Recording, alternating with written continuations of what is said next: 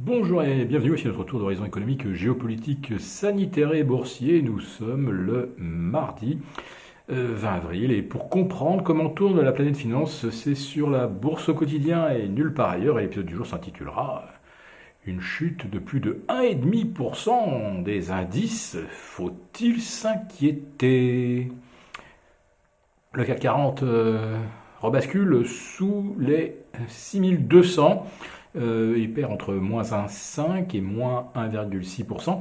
Pour retrouver des écarts supérieurs à moins 1,5%, il faut remonter jusqu'au 22 janvier, jusqu'au 29 janvier, et une chute de moins 2%, ou 26 janvier, et une perte de moins 1,5%. Mais pour ceux qui ont tremblé le 29 janvier dernier à moins 2, eh bien, ils auraient été bien inspirés, au contraire, de se mettre acheteurs au lieu de valider une cassure de tendance qui, finalement, n'a pas eu lieu. Et pour le CAC 40, en dessous de 6002, eh bien, je dois vous avouer que, pour l'instant, nous ne tremblons pas. Il faudrait en effet revenir sous les 6160 pour qu'on ait les prémices d'un scénario véritablement baissier.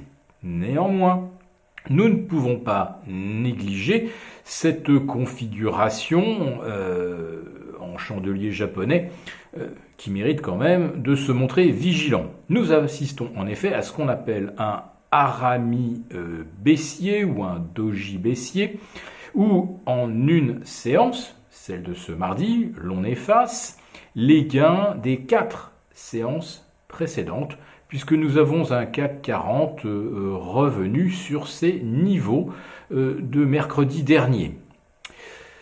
Le harami baissier est une figure baissière qui a un taux de réussite élevé. En effet, le dernier que l'on relève au sein du CAC 40 remonte au 8 juin 2020. Et derrière, en effet, ça avait donné lieu à une correction importante de plus de 10%, avec des séances où on a vu jusqu'à moins 4%. Alors, le CAC 40 a également laissé une série de gaps qui devraient être comblés. 6193, 6106, puis un autre à 6030 et encore un autre à 5962. 4 gaps en effet en l'espace d'un mois. C'est assez exceptionnel.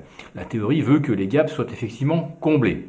En imaginant qu'on vienne refermer celui des 5950, est-ce que l'on aura alors compromis la tendance haussière moyen terme? Eh bien, je tiens là aussi à vous rassurer. Pour l'instant, la réponse, c'est non.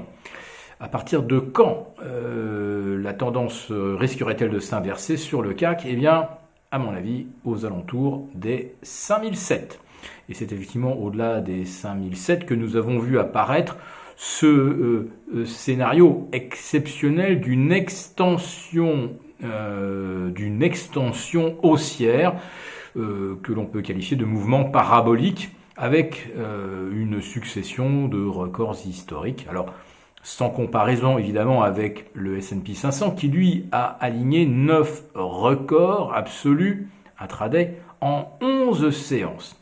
Alors pourquoi est-ce qu'aujourd'hui les indices corrigent-ils? Eh bien, nous n'en avons pas la moindre idée.